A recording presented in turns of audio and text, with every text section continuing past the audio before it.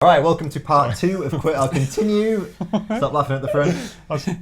This is where we'll talk about all the good bits of Batman Arkham Knight, as I've just said. Yeah. For the benefit of people watching this on YouTube. Yeah. If you listen to the podcast, sorry, there's a bit of duplication, but whatever. So we're going to talk about... Oh dear. Feel the love. Oh, Yeah. well, we're going to talk about everything good. So I've written a few comments down here. A few? This is the game that's We got should say that- like stellar reviews. I think should yeah, say I that. think we need to. Oh, Well, it has got address stellar that, reviews, yeah. But I mean, let's before we start the good stuff, and I think we should go. There's such a high bar for this game. It's one of those games where, you know, it's expected. It's going to be brilliant. You know, it's kind of like every single Rocksteady game, Batman the game they've made up to now has been, you know, absolutely outstanding. So there was a very high bar set for this game, and you know, if it'd been the first one and like we were playing it before Arkham Asylum, before Arkham City, probably would have gone, wow, this is just incredible. But because all that stuff's come behind, there are a few issues which we'll come to in part 3. But I think, you know, all the core bits about those games that were good are still there. You know, it's still, you still do feel like the Batman for me. Like, Can we start referring to him as the Batman? The Batman. that's what it says on here. Let's just call him Batman. If you weren't the Batman, it'd be a pretty crap game, wouldn't it? Just Tracy from Sainsbury's. In Gotham. Hiya! Just sitting on the couch for 8 hours. She would Been have evacuated. Like, what's this? Just playing on Snake on your Stinks phone. around it, isn't it? Oh shit! I've left the oven on. You know, I was saying to Mike actually about Assassin's Creed that we did last week. One of the things I hated was the combat of it was really sort of boring and stuff like that, and even the stealth stuff I felt like it was really clunky. But the Batman,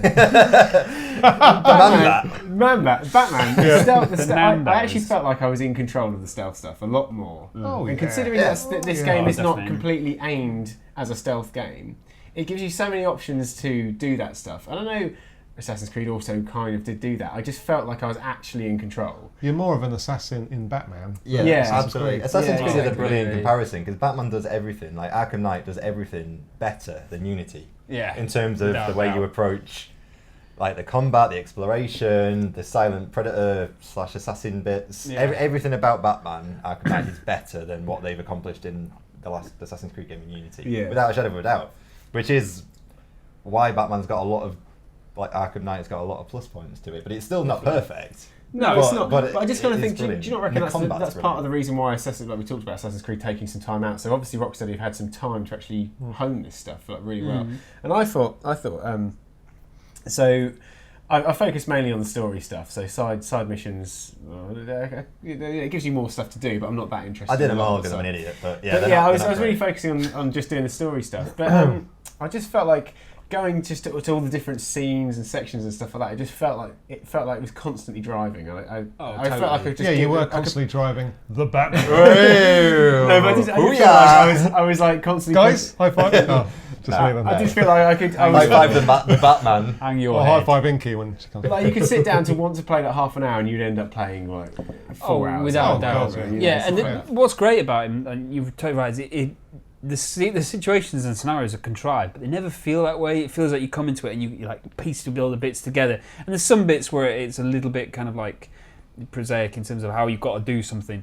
But you know, then when you come into those rooms and you know it's a little mini sandbox when the silent predator rooms, but it feels so satisfying when you pick all those guys off Yeah. individually and you go use all the different traps, like coming out of the floor and doing silent takedowns or inverted takedowns or like putting like explosive gel and like setting them off. And you know, I love the new fear takedowns. That's brilliant. Yeah. Where you can tag people and drop down, take down, and you've got a little moment to kind of tag another person, bang, and you can like Yeah, so multiple. even if they've got guns, you can just get them can before they chain can them, even and you're like, pull their gun out. Now. Also, it didn't do that thing that I was bugged about with Assassin's Creed actually, where you could hide, but you had to hide for a certain amount of time for them to forget where you are. Because basically Batman can just tear them all apart, where you never feel, even if there's 20 blokes, you never feel overawed as Batman. Whereas in No. Assassin's Creed, you go, oh, for God's sake, Yeah. 20 of them, I have to run then. Yeah. But then they're all going to Benny Hill after me up the road. Yeah. It does. That's the sense of power that gives you is totally awesome because you sit on your little perch. Like I'd go into a room, sit on my little perch, or hide under the grates. Detective vision on. And you like, just think, You just think, I'm gonna perving on you. Bat perv. And you just think, I'm gonna tear this room apart. No one stands a chance. I almost feel sorry for them. You know, but I'm still going to kick the shit out of every single one of you. You do feel massively powerful, which is exactly what you want in a video game, not like Assassin's Creed, or actually the worst offender. Sorry to go back to this, but here we go. Shadow of Mordor. No, we knew you were going to do Shadow of that. Mordor is the closest to Batman in terms of how good it is. I agree on combat wise. Well, no, the combat in Batman, the Batman, is a lot slicker than Shadow of Mordor, which is just like. You're right. But I actually thought so. Shadow of Mordor, I didn't feel like. Sorry, can we give it its proper name? Shit of Mordor. I thought it was Shadow of shit. Mordor. Sorry, Mordor, yeah. So I didn't feel like that kind of thing. So Assassin's Creed, I did feel like you let too many people know and that's it. You have to bomb it. Whereas Shadow of Mordor, at least you can kind of piss around a bit and just hammer them how you want to hammer them. I enjoyed that, and I think it was like you said, it's closer to Batman combat wise than Assassin's Creed is. Like Assassin's Creed, I just felt this is so much better. I can totally see that, but I really hate. Well, it's well documented, but I hated the combat in Mordor. But this I really enjoyed. So what's? Yeah. I would say that the Mordor, what was it called, where the baddies got like identities. What was it called? That system. Yeah. Nemesis. That would work really well in a Batman game. Yeah. But there was some like tricks like that in Batman. You can like impersonate people's voices and send them over to each other, and then you can also you can kind of use your remote hack to like bring them over to a generator and explode the generator. And that's cool. So you can prep. So in Silent Predator mode, it's kind of this that you go into it and you have to kill 10 guys to progress from that section, and if they kill you, you've got to start it over.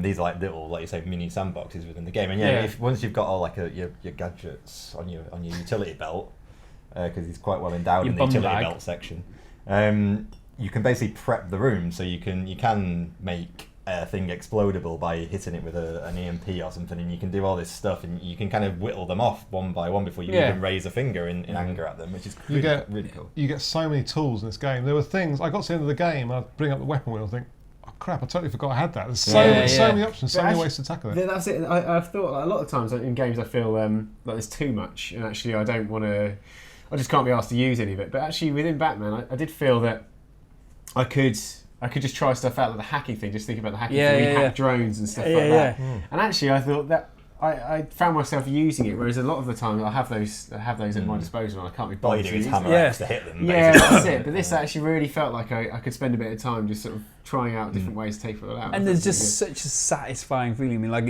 one of my favourite things was like you get the disruptor, like neutralise someone's gun, come down, kick the crap out of the other person, the other one goes, I get you, and then it's like, oh, his gun doesn't work, and then you just knock him out, and you're like, yes, take that, Gotham in the face. Gotham in the face. And there's even a bit of like resource management, because you've only got 3 or 4 shots if you've upgraded them. So you can really plan out. Because if you hit their gun twice, it blows up and knocks them out. Or if you hit it once, it just jams and they have to reload it. So you can kind of think, well, okay, so do I make them be knocked out? Do I just make them have their gun jam? How will it work over here? It's really cool. That's another thing actually. So there's also like XP and upgrade tree in this game. So even more to do. So you get Wayne points. We get Wayne points, which you can use at your local supermarket. But there's the Wayne points tech tree is like massive, isn't it? And I think to fill the whole thing out, you've literally got to do every single thing in the game to get all the Wayne points. I don't know about you guys, but I always put my points into stamina and armor. Stamina. That's the first thing I did. Max those out. I always feel like I've failed when it comes if I get shot. Even though I can survive it because I can withstand a few shots, I always feel like I'm an idiot for getting shot in. That's what it does really well, doesn't it? Because even though you are super powerful, there is the real risk. If you mess up in this game and you get dropped down and someone sees you, you're kind of pretty much done, aren't you? They'll shoot your health down so low. And you've got to get away and stuff like that. So there is real ramifications for messing it up. And also, so each fight is its own little contained thing, and if you take damage, you don't refill your health bar until the fight is over. Yeah. Right? So it's not like you can go away and just wait for your health to refill. You've got to finish the fight. You've got to finish the fight or die horribly. Could be a tagline or something. Finish the fight. I dare say it is in about 1,000 things. I don't see that working. And the flu, when you actually get into the more brawly fights, that combat system still is great, isn't it? I mean, like you countering, you're moving around. There is a bit of button mash, but it's so satisfying. And also the different moves you can do, like you can fire off a little electrical charges to get people you have to hold the I buttons, think the shoulder buttons as you hit the buttons. I partly agree with that. I think there were times in it where I just felt like I was just button bashing, just because there were so many people around me. Like you had options to do certain combos and things like that, and there weren't very many times where I felt like I could really do that because there was just so many people around me. I'd start a combo and then I'd have to counter someone else, all that kind of stuff. Yeah. And so it was satisfying, but I just think it didn't feel like there was enough time. Well, sometimes it'll just suggest one to do, but it's not necessarily the one you want because it'll suggest. You can't. I think at that moment when it's suggesting the one to do, you can actually do any of them. But you don't necessarily know that because it's telling you to press X and square at the same time. And actually, it would be more beneficial if you did a different attack at that moment. When I did the first dual fight, I think the first one I did was with Catwoman, actually, when I did a Riddler mission. You do the first dual fight, I thought that was awesome. Split between the two characters and whack up in the air. I mean, it would have been stupid had they put that constantly throughout the game. But when they had those moments, actually, I thought that was really cool. Yeah, definitely. And they've changed up. Obviously, we'll come to in a bit the things they've changed up in terms of the combat. But I thought the addition of the medic kind of changed both the Predator and the other room. So this is the hostile medic. It sounds like it's a good thing. And he actually kind of brings them back into consciousness. Yep. So like I was coming into rooms and I was like knocking people out, and then suddenly the medics go around. I'm like, shit, this guy! I've got to get this guy. So you've almost got to get them first. So it means like navigating around. Is that your pipes? Oh no, it's an aeroplane. I don't know. There's just it's Batman. Going on. Don't worry, it's not Mike's pipes because I was worried that I'm pipes. Really. And a little interlude. And so you have to almost kind of get that guy first, and then you can build out from there. So you kind of change your tactics, and there's people with like drones where you've got to like watch out for where the drone's coming, and people with big chain guns. It really they're annoying though, because when you attack them, it's always the same attacking thing where you have to beat them up a little bit, and then they swing around you. Negative. Anyway, the medics, we need to move on to a couple of the things we should talk about, including the traversal of the city and some bits to do with the dialogues, which is awesome. But first of all, the medics are cool because if you've got that disruptor gun and you've got the upgrade, you can unlock the upgrade. You can make it so that they electrocute themselves and the people in their vicinity if they heal someone. So they're like a little tactical bit. But what do you want to tackle? Do we... Gliding around the city basically is a shed load of fun. Let's just say right now, this is a beautiful game. Oh my god, this is just the rain. As soon as it was raining, I feel like Travis should be constantly playing in Batman. Why does it always rain on? That'd be so jarring. 3 minute song on repeat for like 10 hours. Never make a video game. Oh, kill me now. But just this level of detail in this game is just Did you notice that the bat cape takes damage? It always has that. It's always been like that. But it is really cool, and it reflects the thing. So at one point you get like a bit shot up in a cutscene, and then that damage is therefore reflected on his bat fit or whatever it's called. So he basically starts off with one bat suit, and then basically it's because he knows he's going to make a massive fight. He puts on this basically like a suit of armor, isn't it? This thing like chung chung chung chung chung. It's all got like metal bits, and it's like a bit of a kind of flex. He's like ready for war this night. He's out there ready. This is going to be his last night. Especially as the game starts out by saying, "This is the night that Batman died." The guy from Breaking Bad, isn't it? Mr. Ehrmantraut from Breaking Bad. You've made that name up. Is it Mike? It's Mike Ehrmantraut. Is it? Yeah, it is. Yeah, it's the guy who does the voice. Now in Better Call Saul. Is he? I don't know. And he's in Better Call Saul. Yeah. Don't listen to Little Jack's Corner. Ehrmantraut. So he, I can't. That's not actually his name. It's his character's name in Breaking Bad. Sure. So it's basically like shut up. But the scale of it is so beautiful. The when you like flying around, you can do that thing where you grapple on something and press and then press again, and you get that super grapple where you go. Brilliant. It just smells amazing. Like do you know what? It reminded me of this is a bit of a tangent. It reminded me of when you get the cape in Super Mario World, and you can just fly forever. Very similar actually. What's cool is though you can. So if you're really really high up gliding around, you can suddenly like absolutely nosedive and then pull it out again, and then you really gain speed. It's kind of like pilot wings. What I really loved was like you do the ones where you get the penguin vans, with the penguin vans. It sounds a bit weird. Follow him, but with the guns, and you get in and you tag them with the disruptor, and then you take one. And they go, "Oh my god, he's going to chase us!" And you can't go in the Batmobile, and you fly up, and you can just hear them talking. You go, we've lost him. And you're just there like flying over and you're thinking, oh, this is brilliant. That's one of the great things about this game is the dialogue. And flying around the city, you've got some sort of implant or something where you can hear what people are saying. I never quite understood that. It's a bit of repetition, but it's actually quite good as well. It's a local radio chatter you can hear. Yeah. That's so it's like the thugs sort of talking to each other. And it also changes. So once you finish the game, the dialogue changes all the way through. Yeah. There's probably 8 really times in the game where it gets refreshed or something like that. And suddenly they're talking about slightly different stuff. But there's some really great moments, like just flying around. And I heard you overhear just some great banter. Oh, Totes bants. Lovely banter. Totes #totes bants. But there's a bit where I was flying around just doing my errands, and this guy said, I heard this guy say, I was posted at Arkham Asylum and Arkham City. I've never even seen the Batman. And so I went down and punched this shit. This guy starts talking about how his husband's at home. And it's like a little bit of gay banter in the game, which is quite lovely. #gay bants. Yeah, he's like saying, "Oh, my husband thinks I'm like somewhere else tonight, but I'm doing this." That's nice, isn't it? There's also a bit, a little bit where they're talking about the freak in Metropolis, which is cool. So they actually do reference Superman. Superman. Yeah, speaking of Man-Bat. Metropolis, as in Superman. Oh, Superman. So they do start talking a little bit about Superman. There's some good dialogue on the answer phone as well. Ah, that's really good. Yeah, which we probably shouldn't spoil. Yeah, we should. We're trying to be as careful with spoilers as possible. But basically, Batman's interaction with characters is fantastic. Yeah, and I just got to say also, just on original mode, the character models are amazing, aren't they? You know, Scarecrow looks like he's ready for war. I think they're sort of like Ivy looks like Gaia, and you've got except she's got some kind of weird thing going on down below. Pants. Yeah, well, you were talking about the bikini line. Yeah, they're ridiculous. Are they? I didn't know if that was supposed to be like roots growing over her or something, and she's actually naked.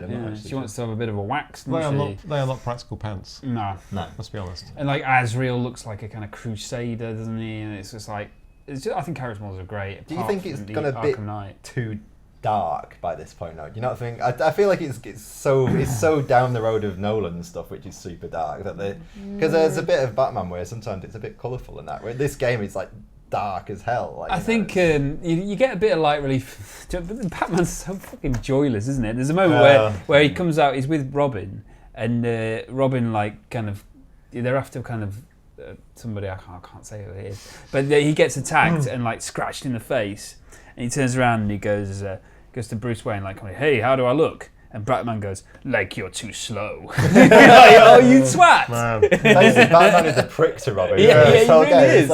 Robin, you're an idiot. He's a total wanker to him. There's a bit where they're trying to solve some crime on the computer and he's like, yeah, you were almost there, Robin, but you didn't quite get it right. This is how you should have done it, Robin. Such a task. Here's your annual rating. His feedback must be fucking terrible.